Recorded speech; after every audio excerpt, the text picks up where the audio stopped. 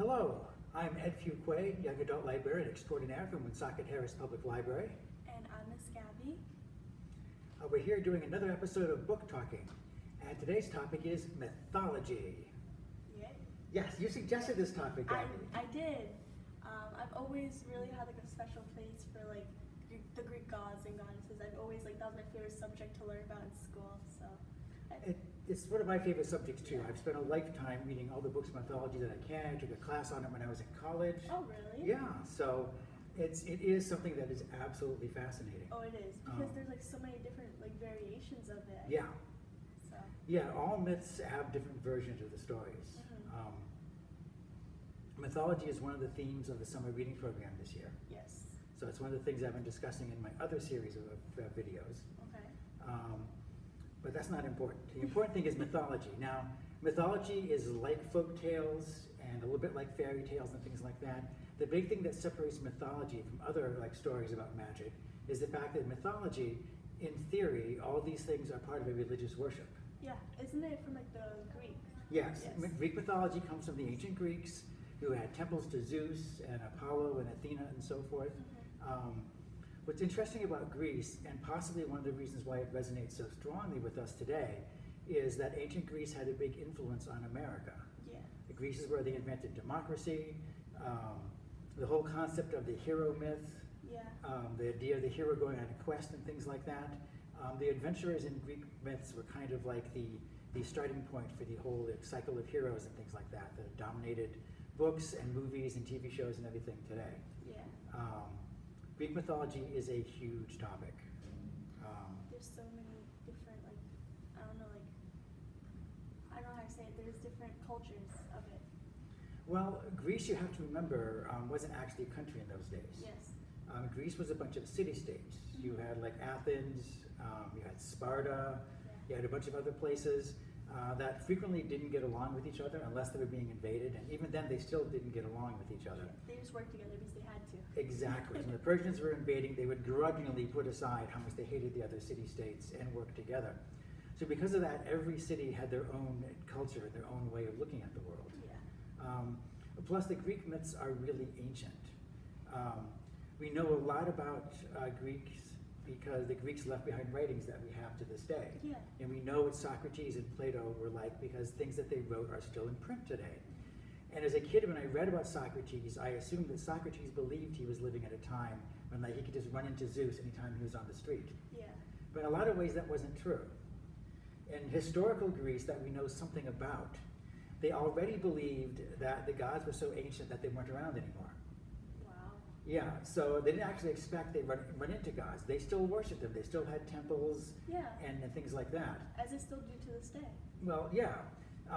There were people who are modern day pagans who still worship ancient gods. Mm-hmm. And I know a couple of years ago, some of the people in Greece got permission to go back and actually do rituals at the site of the ancient Greek temples that are still surviving to this day. Wow. So in a way, it is still an active religion. But Greek myth is also tied up with a whole cycle of storytelling. Stories of gods and heroes and monsters. It's a really huge thing. There's tons of Greek gods, tons of characters and so forth. I made a cheat sheet. Yeah, because there's so much out there. Even though I've studied this for years, I still need to check my notes to make sure. Because there'll always be that one thing you miss. Yeah, it's complicated. Greek mythology has a creation myth where everything came from. Yeah. In the beginning, there was chaos. There was just nothing. Or technically, there was everything. Mm-hmm. And chaos isn't really nothingness. And from chaos was created Gaia. Okay. Now we know Gaia as Mother Earth. Yes. So technically, Gaia is kind of worshipped today as Mother Earth. And at the same time, there are also other things created like Tartarus and so forth that just came into being. But those are places, not people. Mm-hmm. Now, one thing you'll notice about Greek mythology is there are several different cycles of creation. Yes. And each cycle of creation, they get less cosmic and more human. Mm-hmm. Gaia doesn't really have a personality to speak of. Yeah. She says things and she does things in the myths, but she's not a character the same way her grandchildren, the Olympian gods, would be characters that actually had people they loved and people they hated and so forth. So I have a question. Yes. So Gaia, Mother Nature, technically? Yes, well, Okay. Gaia is the earth itself. Okay. The person we call Mother Nature in today's like normal speak is actually Demeter, Okay. who's the goddess of nature. She's in charge of crops growing and trees and things like that. She comes later. So Gaia was the earth, and Gaia created Uranus, Yes. which you almost can't pronounce any way without giggling. Sorry, Greek gods. And he was the sky. So he was both the sky over your head and he was a person. Because Gaia and Uranus hooked up, despite being mother and son, because, you know. Yeah, there's a lot of incest in this. There's a lot Yeah. of bad things. In the Percy Jackson books, at one point Percy makes the comment that, you know, if you love murder, incest, and inappropriate behavior, you'll just love my family. So, yes. So Gaia and Uranus got together and they created a whole race who were known as the Titans. Yes. And the Titans were huge, powerful. They were basically like humans or like gods, but more so. There's a bunch of them. They were really powerful. And the most powerful of them was Cronus. Okay. Now Gaia also produced a lot of other things that were monsters.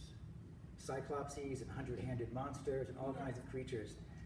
And Uranus didn't like them, so he had them all locked up in Tartarus. So he sealed them away. Oh. So Gaia was upset about this. So she went to Kronos, one of the Titans, and convinced him to attack Uranus. Wow. Yeah. So son killed the father. Some Which is revenge there. Yeah, it's another thing that we'll see a lot more of. The cycle of children killing the elder generation is something that happens in Greek mythology a lot. So Cronus does this, and this makes him leader of the Titans Okay. and ruler of the earth and the heavens, and he hooks up with Rhea, one of the female Titans. So things are going pretty smoothly for him. The problem is, he set a precedent in killing your father. Oh. So he was really scared that one of his sons was going to kill him. Yeah. So he got around that, as like, you know, any normal sane person would do, by eating all of his children as soon as they're born. Any normal person. Yeah, I'm not making this stuff up, man. Ancient Greeks, what are you gonna do? So as Rhea gave birth to each child, he would gobble them up and swallow them whole. Wow, that's a little crazy. It's a little nuts, Yeah. So, not surprisingly, Rhea got tired of this. Yeah. So she tried to save one of her children, little baby Zeus. And sail away. Yep, she actually gave a rock wrapped in swaddling clothes. Yeah. And Cronus was so used to his popping things down his throat, he didn't even notice when he swallowed the rock. So Zeus was taken away to an island to be raised by nymphs and various like minor deities and so forth until he came of age. When he grew up, he was able to trick Cronus, his father. He gave him something that caused him to throw up. And he wound up throwing up the other gods that he'd swallowed. Yeah. So that was how Poseidon, Hades, Hestia, Demeter, and Hera were born. Those are all the siblings of Zeus. They're all the children of like Kronos and Rhea. So they're the first generation of gods. Yeah, so those were like the original kind Yeah. of. Okay. Yeah, there's 3 males and 3 female because the Greeks are really into balance. They liked even numbers. So you have now 6 gods running around. And they team up and they defeat Kronos. In fact, they have a huge war against Kronos and the rest of the Titans, known as the Titanomachi, which lasts for hundreds of years and it lays waste to the earth and is a huge, terrific struggle. In the end, the gods defeat the Titans and the Titans are all locked up in the underworld. Okay. However, the idea that if they're unleashed, that the world will stop being orderly and go back to chaos was a constant threat to the Greeks. Greeks liked order. They liked symmetry. They liked, round numbers and things like that. So the idea that things would fall apart and go back to chaos was very frightening to them. Yeah. And to them, that's what the Titans represented. The Titans represented this like earlier way of looking at the world where everything was a little bit crazy and out of control. So you had Zeus, Poseidon, Hades, Hestia, Demeter, and Hera. So immediately the guys decided to divide up the universe because they're guys and that's what they did. Women apparently had no say in this. No. Yeah, the universe would have been a lot different if, like, Hestia, Demeter, and Hera had made these decisions, Yeah. but they didn't. So they drew lots, and Poseidon wound up with the sea, and the sea wasn't bad. There was a lot of ocean. Oh yeah. Yeah, he was very powerful, a lot of things he could do. And Zeus, to no one's surprise, wound up being ruler of the sky, which was the biggest area and allowed him the most room to move around and the most widest assortment of powers. And Hades wound up with the underworld. Which isn't all that bad. It's when you not really that think about it. bad. He's the coolest one in my opinion. You like Hades? I do. That's good because popular culture really hates Hades. I don't know. I just always found. Have you seen the Hercules cartoon from Disney? I did. I loved that movie. Yeah, but Hades is such like a jerk in that. He's is, awful. But at the same time, though, I don't know. I feel like it gave him more of like a storyline. Well, he's kind of like that. He has that brooding goth effect to him, Yeah. As you would expect the leader of the underworld. Exactly. We assume the underworld wasn't Hades' first choice because he was always kind of bitter about that. The rest of the gods all had temples with huge thrones on the top of Mount Olympus, but Hades stayed almost all the time in the underworld. Yeah. You assume he didn't have to stay there all the time. He could run pretty well without him. But he was just, like I said, he was broody. Yeah. So he hung out there all the time. Now, the rest of it, Hestia. Hestia wound up becoming the goddess of the hearth. She was the one that literally kept the fires burning. Now, that doesn't sound like it's too cool a position from our point of view. The thing is, though, in those days, this was still a long time ago when people were worshiping these gods. Yeah. In those days, your hearth, your fire in your house, was all that you had. You cooked your food on it, it kept you warm in the winter. The family gathered around the hearth every night. So the hearth symbolized the home, it symbolized family, it symbolized warmth and comfort and so forth. So Hestia frequently gets ignored. In fact, she actually steps down from being a major goddess and gives her throne to someone else later on. Wow. Whether she actually did that, or whether she was forced to do it, or whether that's just a modern day reinterpretation, we don't know. Now, the stories of the Greek gods have been told and retold over the years. The most popular recent version has been in the books by John Reardon, The Lightning Thief. I can talk about these at length later. I'm bringing it up right now because the author really did his research. His treatment of the Greek gods is very well done. And interestingly, this deals with the Titans coming back and trying to attack the Greek gods. Oh. So it's a very powerful story, and a guy who is a demigod, a son of Poseidon, gets swept up in this fight, which is kind of the job of demigods if you read a lot of mythology, just as Hercules or Perseus or Theseus. And interestingly, despite the fact that it's mostly a huge fight, it's a scene involving Hestia that becomes the most important in the final book in the first cycle of Percy Jackson stories. Reardon dusts off Hestia and brings her out for a really crucial scene. And I was so happy to see her back in action after all these years. Also, Rick Riordan was smart enough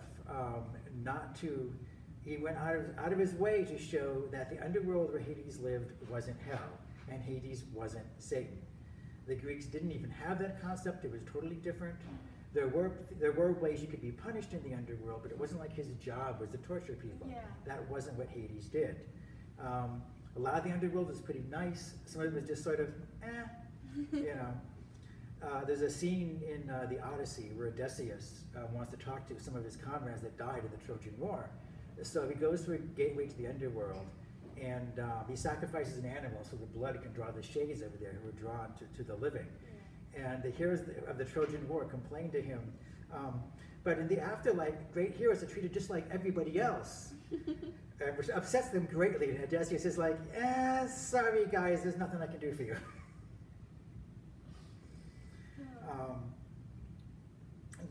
So the goddesses Hestia, Demeter, and Hera. Demeter became the goddess of nature. She's the one that makes everything grow. She's the one that taught humanity how to grow crops to eat and things like that. And then there was Hera. Hera became the goddess of marriage and family and childbirth. Yeah. Although ironically, Hera would spend most of her immortal life trying to kill children.